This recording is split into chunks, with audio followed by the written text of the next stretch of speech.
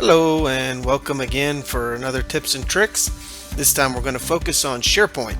To be fair, this is one of the programs that is the hardest for me to use. I get a little confused, so I thought I'd share some of the things that I've found helpful. Many times you're going to be in your web version of Outlook, or maybe you know how to get to the web version of Outlook easily. Because one of my challenges is to get to SharePoint sometimes if I haven't bookmarked the link. So just remember, if you're in your email and know how to get in through Outlook, you can always come up here to these little dots, click on it there, and you'll have the option to go to SharePoint. Once you click on SharePoint, it'll take you basically to a page that has any of the individual pages that are bookmarked. So as you can see here, I've got multiples of these that I have starred.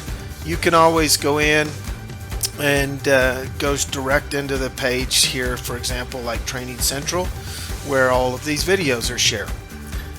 Now let's say that I don't know exactly which folder or file I want. You can use search and search for the various files or folders that you want.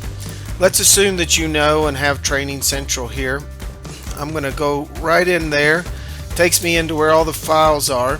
FYI, if you didn't know, if you want it to show up on your home page there, just click this following button and that'll make sure that it shows up on that home page for you.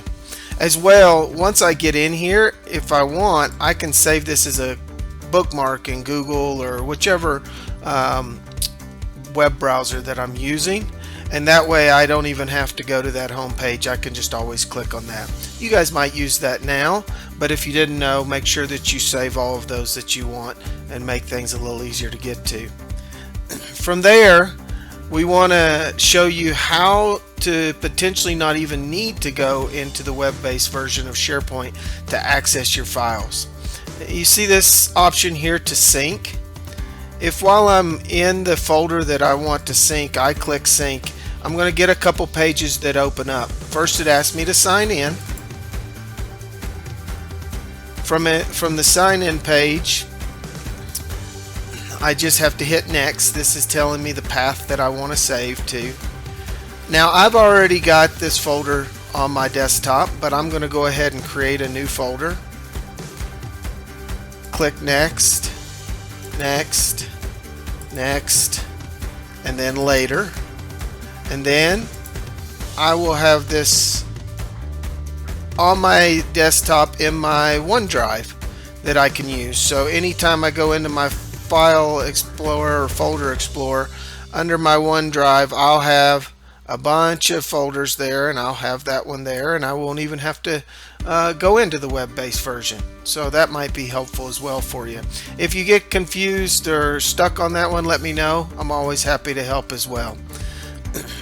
Now from inside here, did you know that you can create a document directly in the folder that you're in? That could be helpful if you're in the folder that you want to save the document for and you haven't started that document. Instead of starting it with the Word program or with Excel program, you can go ahead and start it directly in this folder, and then save you a few steps from having to move it in here. So I can create a Word document directly in SharePoint. Once I do that, it's going to be saved already for me. When I go back, it'll come and it'll pop itself up right here if I've done my work in it. So don't feel like you're going to lose that. It'll automatically update, automatically save any of the work that you've been doing. Now, how about that share a link thing that we need now for many of you to save your documents and share it internally with folks? Well, a couple things that I want to highlight is you can share a folder and you can also share a file. Now, to share a folder, for example, if I wanted to send out, or when I send out these videos, many times I'll share the folder or I'll share the file. All you have to do is roll over the folder that you want to share, click these three little dots, come to share,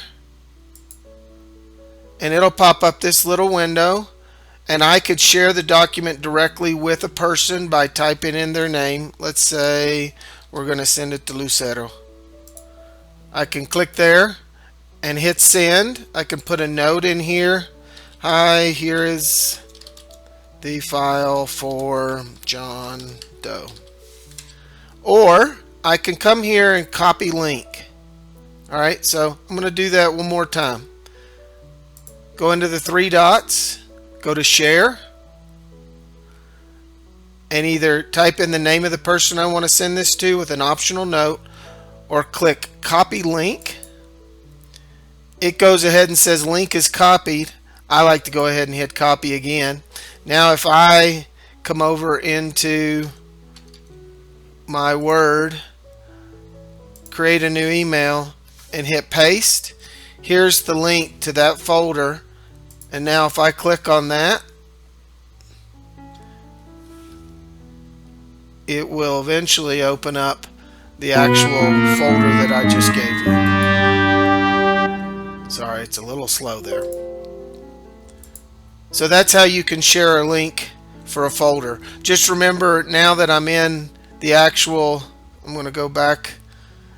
Now that I'm in the actual folder, you can actually share the same thing. You can share a file so that you don't need to share the whole entire folder. Copy link. So that's really the simplicity of sharing internally.